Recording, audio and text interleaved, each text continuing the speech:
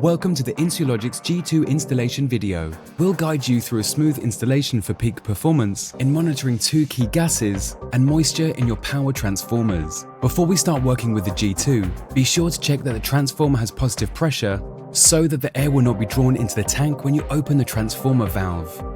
Perform your usual safety checks to ensure that the transformer valve is closed. After that, carefully remove the plug and open the valve slightly to flush out any trapped contaminants.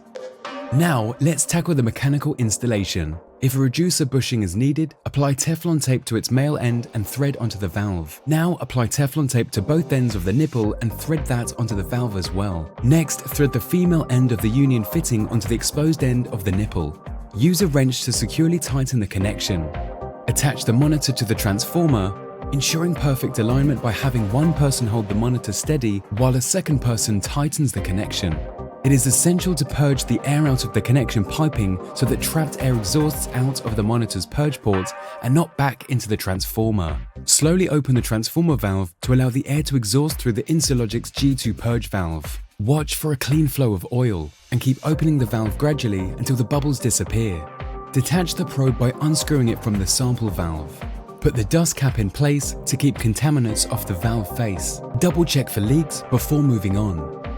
Safety is paramount. Make sure the power circuit is completely de-energized before performing the electrical installation. Then follow the installation guide to connect input power, relay wiring, analog output wiring, and communication wiring. Finally, validate the installation. Confirm that the settings are correct for the customer's specific application and provide user interface training. Thank you for watching. If you have any questions, don't hesitate to contact us.